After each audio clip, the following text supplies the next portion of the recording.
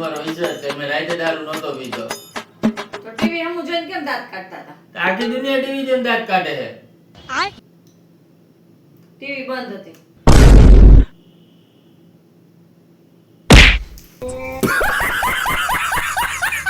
છોડો હે ભગવાન, હું તો આનાથી થાકી ગઈ છું. જિંદગી મારી ગોટાળે ચડી ગઈ છે. ઉઠાવી લે મને અને આમ દુબઈ બાજુ નાખી દે. રાકેશન જોવો તો તમારી રાશિમાં શું લખેલું છે? જૂની વસ્તુ બદલી દે, નવી વસ્તુ લઈ આવો તો તમારી જિંદગી બદલી જાય. મારા હું જોઉં છું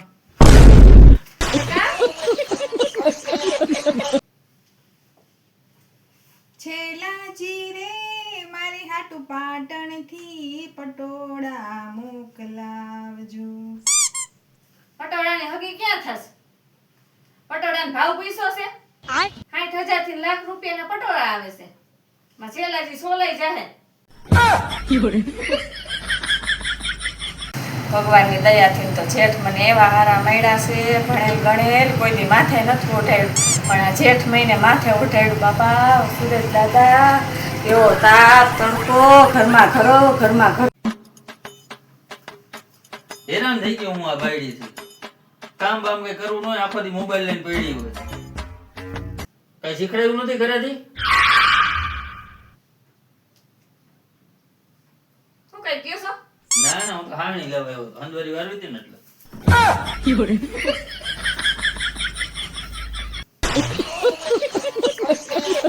પત્ની અને પાકિસ્તાનની રાશિ એક છે. ક્યારે યુદ્ધ ચાલુ કરી દે ને એની ખબર ન પડે, પણ આમાં લખ્યું છે હિન્દુસ્તાન અને હસબન્ડની રાશિ એક છે. કેટલું સહન કરે ને એની ખબર ન પડે.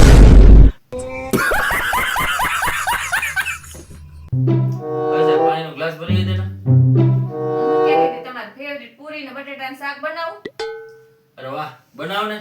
ભેગી બાસુંદી બનાવું. અરે મજા આવી જાય. હું મોઢામાં પાણી આવી ગયું હા આવી જ જાય ને. તો પી લ્યો પાણી.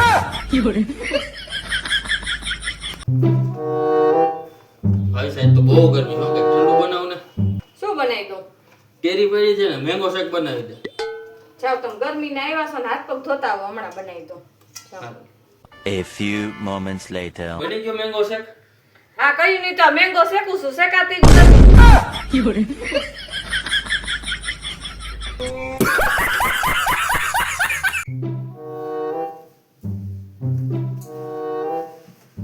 ભાઈ સાહેબ એક 2000 રૂપિયા ઉછીના દે ને, પછી હું આપી દઈશ.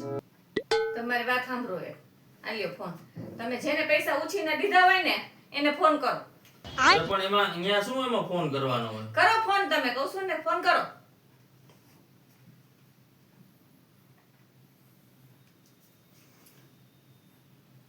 હાલો, હવે હાડા પૈસા કઈ દઈશ તું? એ ગાયરું બોલો માં. અરે ગાયડું નથી બોલતો. આ તારો ભાઈ જ 50,000 રૂપિયા લઈ ગયો. પેલા એને જ ફોન કરું ને. રેવા દો, હું તમને 2000 રૂપિયા આપી દઈશ. તમે હાલો. કાઈ ન હોય, હું તમને આપી દઈશ. હવે ઉભા રહી, હું તમને આપી દઈશ.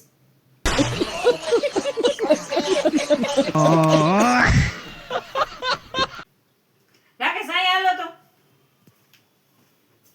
કેમ શું થયું? આપણે હવે આ ઘરમાં નથી રહેવું. મમ્મીના મેણા ને ટોળા મારાથી નથી સંભળાતા. તો એમાં શું થયું? ઈ આપણાથી મોટા છે, કઈ કે તો સાંભળી લેવાનું હોય. એનો મતલબ એવો થોડો છે કે આપણે ઘર છોડીને ચાલ્યું જવાય. મેં કીધું ને આપણે આપણું નવું ઘર બનાવશું. મેં લગ્ન પહેલા કીધું તું કે આપણે આ ઘર છોડીને ક્યાંય જવાનું થતું નથી. હવે આપણે આ ઘરમાં નહીં રહી, મારાથી અપમાન સહન નથી થતું. મેં લગ્નમાં તને કીધું તું કે તું કરિયાવર કાંઈ ને લઈ આવે ને તો હાલશે, પણ આપણે આ ઘર મૂકીને ક્યાંય નથી જવાનું.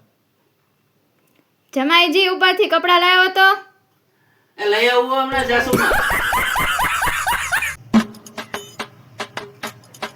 એટલે હું કહ્યું તને ખબર ન પડતી હોય તો બાજુવાળાને ત્યાંથી ડ્રાય લઈ આવતી હોય તો. A few moments later. જો ભાભી એટલી રહી લઈ આવી કે વધારે લઈ આવું. રાકેશ આમાં જો તો શું લખ્યું છે? શું લખ્યું છે? પુરુષો કરતા સ્ત્રીઓ વધારે ખુશ રહે છે. અચ્છા, એ તો ખુશ રહે જ ને. એને થોડી ઘરવાળી છે.